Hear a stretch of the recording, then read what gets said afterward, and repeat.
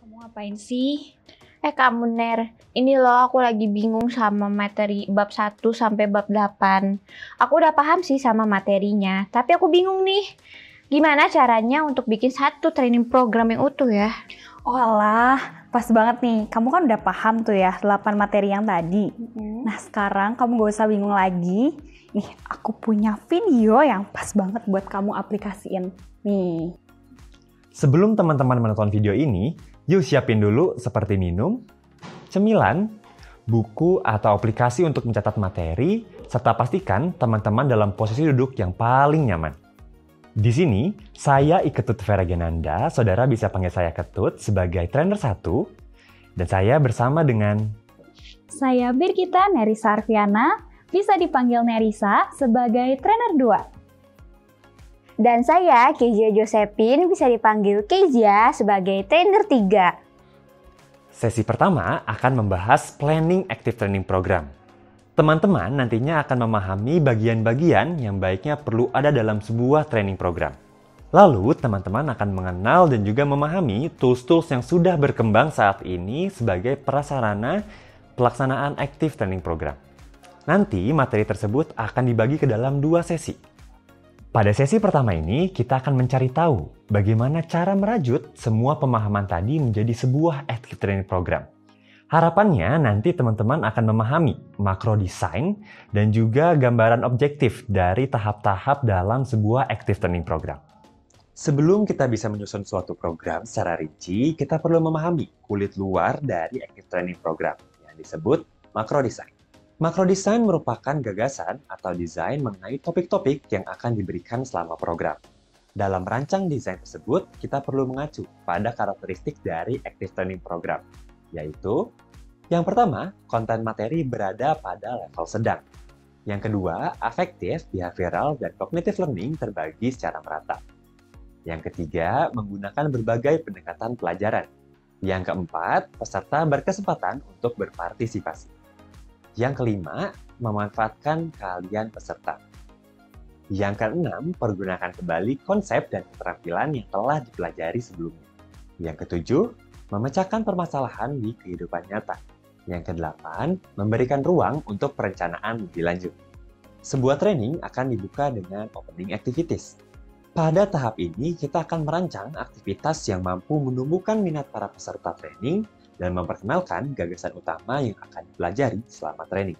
Dengan melakukan hal tersebut, diharapkan mampu menciptakan frame awal bagi peserta dan juga memancing timbulnya pertanyaan-pertanyaan di benak peserta. Misalnya dari 40 peserta dibagi ke dalam 5 kelompok kecil yang berisikan 8 orang. Dengan begitu, peserta bisa lebih memahami satu sama lain, dan trainer mampu mempelajari interaksi awal di antara peserta. Jika program berorientasi pada keterampilan, mintalah peserta untuk mencoba keterampilan tersebut tanpa instruksi sebelumnya, untuk melihat seberapa jauh mereka mampu melakukannya. Selanjutnya, kita akan masuk ke bagian building blocks.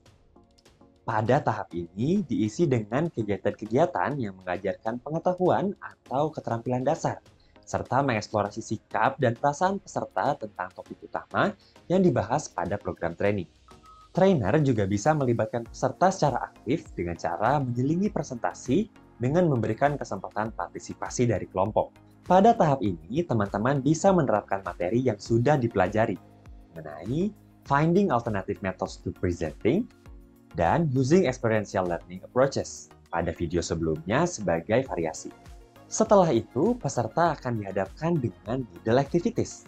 Pada tahap ini, kegiatan berfokus dengan membantu peserta melakukan review atau meninjau kembali materi yang disampaikan pada building blocks dan memperkenalkan ide-ide yang akan dibahas pada tahap-tahap program berikutnya.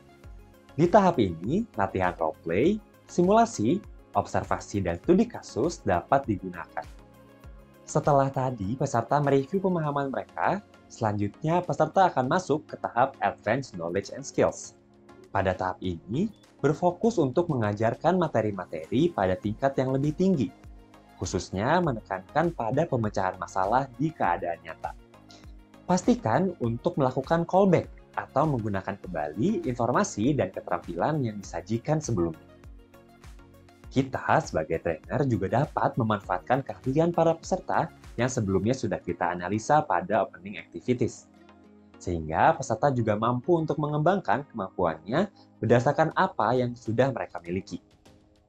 Jika tadi di awal ada opening activities, tentunya akan ada closing activities di akhir kegiatan. Di tahap ini, trainer perlu mempersiapkan kegiatan yang membantu peserta mengevaluasi pengetahuan, keterampilan, dan mendorong peserta untuk menerapkan pengetahuannya pada masalah baru di situasi kerja mereka. Berikan kesempatan kepada peserta untuk menetapkan tujuan, perencanaan tindakan, dan pertimbangan masalah aplikasi di situasi kerja mereka. Sehingga setelah peserta mengikuti program training yang sudah kita rancang, ada langkah nyata yang mereka bisa persiapkan setelah kembali beraktivitas. Sebelum kita lanjut ke materi berikutnya, yuk kita gerakin dulu otot-otot kita yang sudah mulai kaku. Jadi, mari kita simpan dulu alat tulisnya, boleh seruput dulu minumannya, dan setelah itu ikutin gerakan yang akan kita tunjukkan sambil duduk di tempat masing-masing. Yang pertama, memutar kepala ke kanan 4 kali, seperti ini.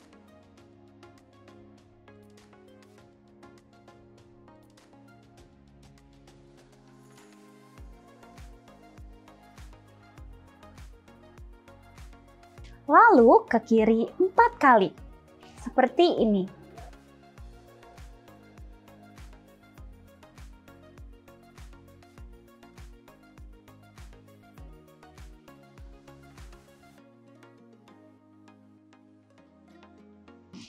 Yang kedua, cari satu benda yang paling jauh yang bisa dilihat dan fokus ke benda tersebut selama 10 hitungan. 1, 2, 3, 4, 5, 6, 7, 8, 9, 10. Nah, kemudian fokus ke barang yang terdekat yang bisa dilihat selama 10 hitungan. 1, 2, 3, 4, 5, 6, 7, 8, 9, 10. Yang ketiga, mengetuk-ngetuk area sekitar mata dengan menggunakan jari telunjuk dan jari tengah dengan arah memutari mata 2 putaran ke arah luar seperti ini.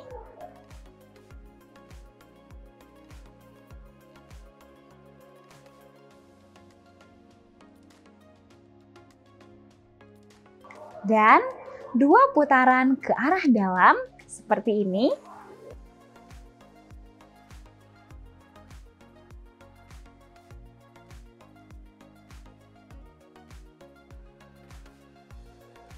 Yang keempat, mengibas-gibaskan pergelangan tangan berulang kali selama masing-masing 8 hitungan ke arah depan.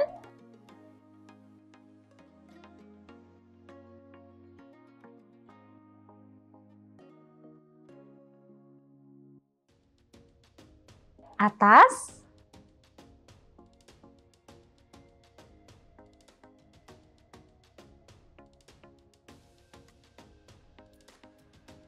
Dan samping.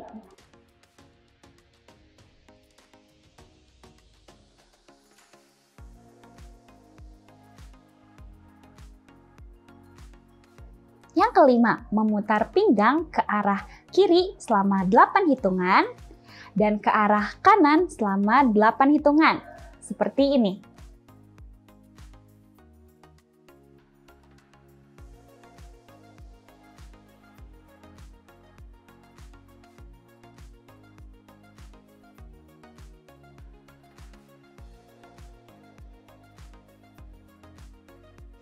Yang keenam, melengkungkan badan ke kiri dan ke kanan masing-masing 8 hitungan, seperti ini.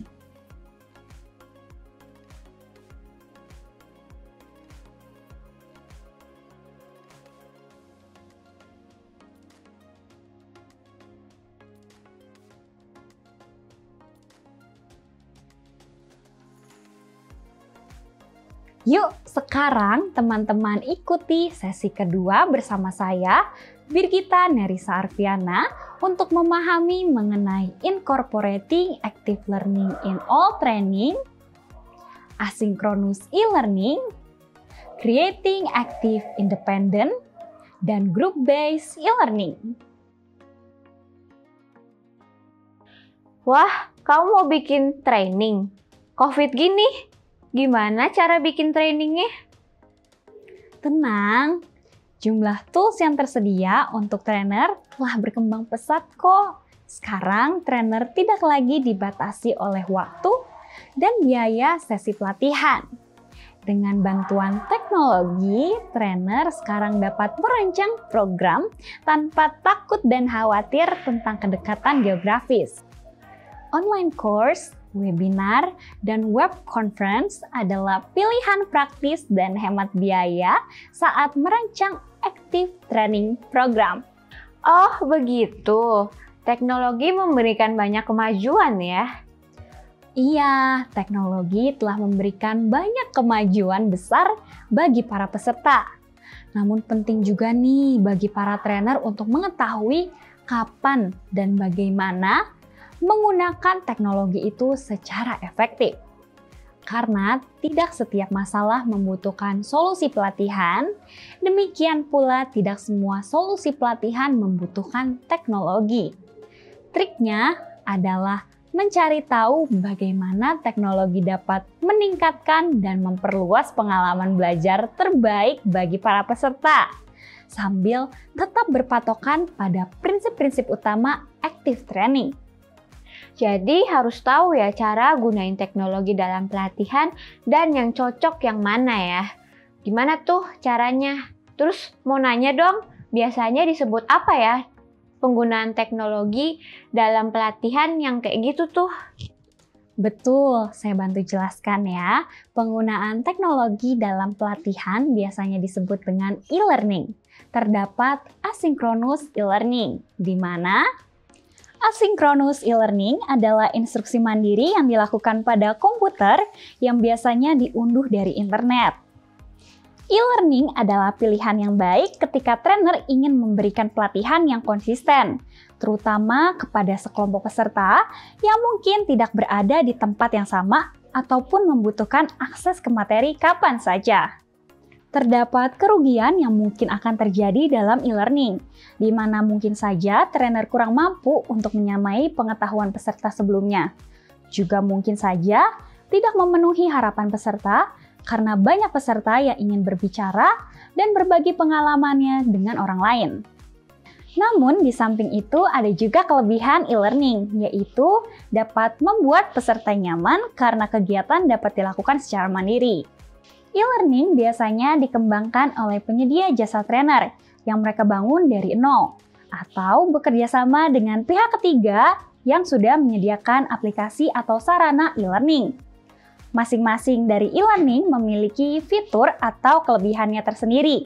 Sama halnya seperti Universitas Kristen Maranatha yang membuat platform pembelajaran daring, mereka bekerja sama dengan Moodle untuk membuat morning. Ketika trainer sudah menetapkan e-learningnya akan digunakan, trainer perlu untuk mempertanyakan hal-hal berikut untuk mengevaluasi program tersebut. Yang pertama, seberapa mudah bagi pengguna baru untuk mengarahkan atau memandu peserta selama training? Yang kedua, apakah course menawarkan pre-test dan post-test untuk menilai pembelajaran peserta? Yang ketiga, apakah course menawarkan cara bagi peserta yang sudah paham untuk melewati instruksi dasar? Yang keempat, apakah course menawarkan lebih dari sekedar teks di layar? Yang kelima, apakah situasi yang digunakan dalam klip video realistis?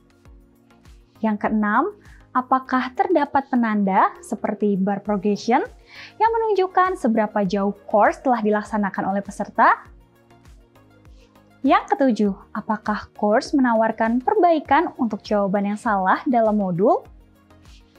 Yang kedelapan, apakah course menyediakan dokumen yang dapat dicetak sebagai takeaways untuk peserta? Yang kesembilan, apakah Anda sendiri ingin mengambil course tersebut? Memastikan dengan tepat masalah yang akan diangkat dalam pelatihan dan menentukan apakah online course akan memberikan solusi terbaik untuk peserta merupakan hal yang penting agar e-learning sukses terlaksana. Bagaimana ya membuat pengalaman e-learning peserta lebih aktif? Yuk disimak! Berikut ini adalah 6 ide untuk meningkatkan keterlibatan dalam pengalaman e-learning. Yang pertama, memastikan bahwa konten course sesuai dengan format independent learning. Yang kedua, bangun minat dan rasa ingin tahu dengan memulai e-learning course dengan pertanyaan pembuka, cerita awal, visual, atau studi kasus. Yang ketiga, memaksimalkan pemahaman dan retensi dengan menyajikan poin-poin utama, berikan contoh yang mudah dipahami peserta, menggunakan analogi, dan memasukkan visual. Yang keempat, selingi dengan aktivitas seperti kuis, spot challenge, dan latihan singkat. Yang kelima, merekomendasikan peserta agar menyisihkan waktu sekitar 30-45 menit untuk setiap sesi pembelajarannya. Yang keenam, perkuat pembelajaran dengan meminta peserta untuk meringkas poin-poin utama, cara mempraktekannya, serta cara memecahkan suatu persoalan. Group-based e-learning adalah saat peserta secara fisik tidak harus berada pada tempat yang sama untuk kegiatan ataupun pembelajaran, tetapi pelatihan berlangsung pada waktu yang sama. Atau dapat dikatakan juga terjadi secara online, atau live, atau secara sinkronus. Contohnya menggunakan conference call seperti Zoom Meeting, Google Meet, Discord, Skype. Terdapat 3 tools yang dapat digunakan, yaitu webcast, webinar, dan video training. Webcast, apa itu? Webcast itu adalah event audiovisual yang diakses baik hanya melalui komputer ataupun melalui komputer dan conference call. Biasanya didasarkan pada komunikasi satu arah. Beberapa webcast direkam dan dapat diakses di internet pada lain waktu, sehingga dapat mengubah cara pembelajaran yang sinkron menjadi pengalaman asinkron. Webcast bisa mencakup ribuan peserta.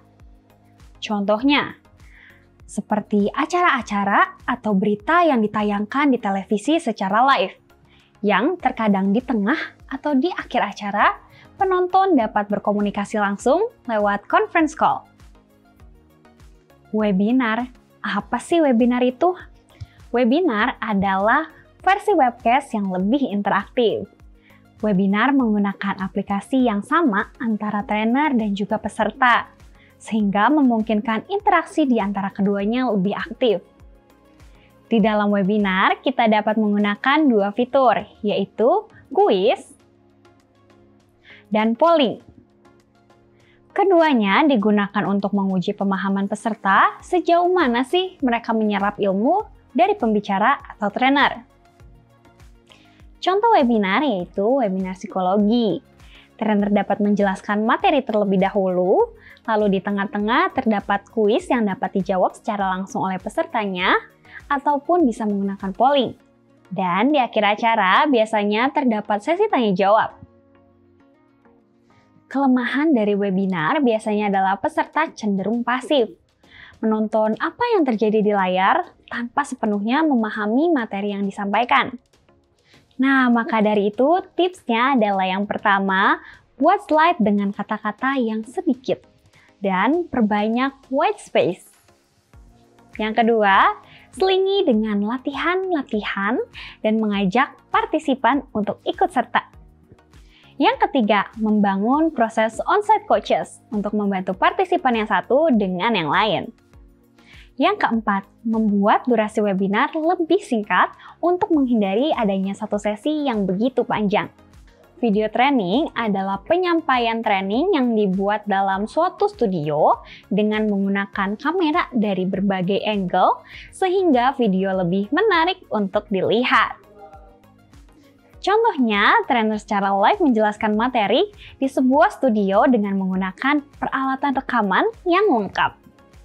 Untuk mencegah peserta dari zoning out saat mereka berpartisipasi dalam video training, maka dapat menerapkan teknik belajar aktif, yaitu yang pertama, lakukan seolah-olah sedang berada di dalam kelas, yaitu dengan mengajukan banyak pertanyaan.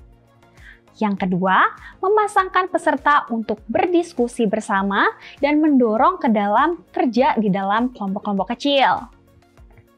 Yang ketiga, meningkatkan keterlibatan peserta dengan meminta mereka memanggil trainer berikutnya dalam kelompok diskusi. Keempat, memaksimalkan retensi melalui penggunaan visual yang menarik pada dokumen kamera. Kelima, temukan alternatif untuk studi kasus, demonstrasi, dan kelompok belajar.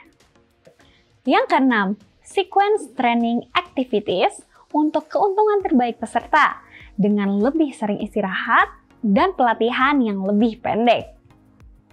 Apa sih virtual classroom itu? Virtual classroom adalah sebuah metode pembelajaran dan pengajaran yang meliputi penyajian materi, grafik, simulasi, evaluasi, maupun umpan balik yang dituangkan dalam bentuk multimedia pembelajaran interaktif dan menggunakan media elektronik untuk menyampaikan materi pembelajaran dan bimbingan berbasis virtual. Berikut cara atau tips untuk membuat kelas virtual menjadi menarik. Yang pertama adalah menjaga situasi kelas virtual tetap fokus dengan memikirkan tujuan pembelajaran. Yang kedua, gunakan papan diskusi asinkron untuk bertukar ide tentang pertanyaan provokatif, kasus studi, dan sesi brainstorming.